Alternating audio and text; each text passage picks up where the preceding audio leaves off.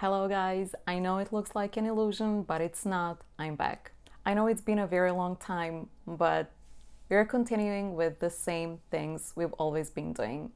As you can see, we have many new people on the channel and I'm super happy about that.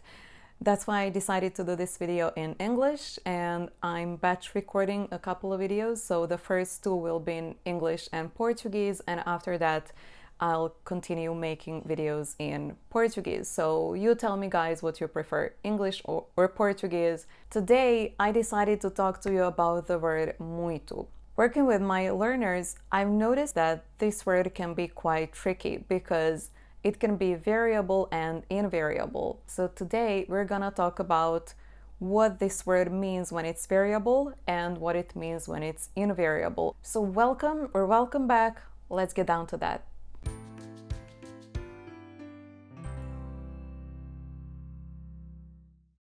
So let's start by saying that the word muito has nasal sound U, which is super strange because there is no N or M after the letter U. However, back in the days, this word used to be written with a till above the letter U. Now we don't write it anymore, but the pronunciation is still the same, it's still nasal. So you should pronounce it like a nasal U. Muito, muito. Okay, so let's start by using the word muito as invariable word. Invariable in this case means that it doesn't recognize the gender or the number of the next word. We use it with adjectives. And we also use them with adverbs, so to describe an action. O João é muito corajoso. O João é muito corajoso. Or o João e a Joana são muito corajosos. As you can see, we use the word corajoso in plural or singular, depending on the subject. However, the word muito in a plural sentence, when we say o João e a Joana, will have the same form. We won't say o João e a Joana são muitos corajosos. So there's a trap. My suggestion would be to think of English. So when you want to say very, you use the word muito as invariable. Ele é muito corajoso, ela é muito corajosa. Not ela é muita corajosa. Ok? Eles são muito corajosos, elas são muito corajosas. Always the same form because it means very. Os meus estudantes são muito trabalhadores. Os meus estudantes são muito trabalhadores. And not muitos trabalhadores. Os teus amigos são muito queridos. Os teus amigos são muito queridos. Os teus amigos são muito queridos. And not muitos queridos. It's invariable. Ele fala muito devagarinho. Ele fala muito devagarinho. Eles falam muito devagarinho. Ela lê muito rapidamente. Ela lê muito rapidamente. Or in plural, elas leem muito rapidamente. Elas leem muito rapidamente. Now let's see when we use the word muito as a variable word.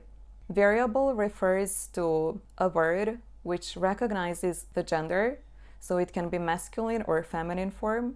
Muito, masculine, or muita, feminine. And it also varies in number, so it can be muitos for masculine plural or muitas for feminine plural. We use these forms with nouns, so people or things, and we translate it to English as much or many. Muitas casas têm de ser renovadas. Muitas casas têm de ser renovadas.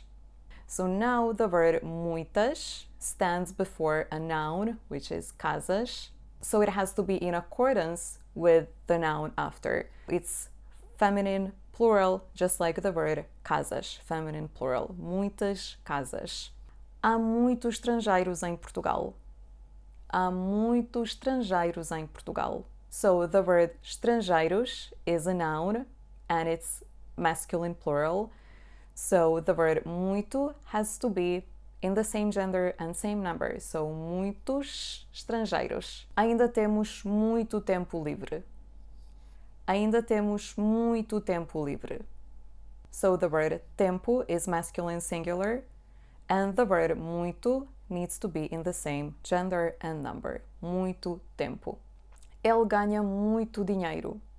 Ele ganha muito dinheiro.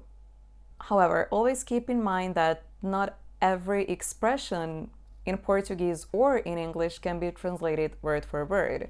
So if you want to say, for instance, I'm very hungry, you would say, tenho muita fome. So then you ask yourself, like, okay, so if I say very hungry, why wouldn't I say tenho muito fome? Because it means very. Because we cannot translate everything literally. So in Portuguese, you would say muita fome, ter muita fome. In English, you would say to be very hungry. Now let's take a look at some examples in which we have the word muito both as variable and invariable word. Tenho muitos amigos muito queridos. So the word amigos is a noun and it's in plural masculine. So muitos amigos. Pay attention to the connection there. The letter S becomes Z, muitos amigos. Muito queridos. The word queridos is an adjective, so we do use it in plural, but the word that describes the adjective does not change the gender or the number. Tenho muitos amigos muito queridos. Conheço muitas pessoas muito amigáveis. Conheço muitas pessoas muito amigáveis. So the word pessoas is feminine plural, so we say muitas pessoas. It's in the same gender and number because it describes the noun. And muito amigáveis, amigáveis is an adjective and it is in plural, but the word that describes the adjective doesn't have the gender or the number. Muito amigáveis, it's invariable. Visitei muitos lugares muito interessantes. Visitei muitos lugares muito interessantes. Ele aprendeu muitas línguas muito diferentes. Ele aprendeu muitas línguas muito diferentes. Ele aprendeu muitas línguas muito diferentes.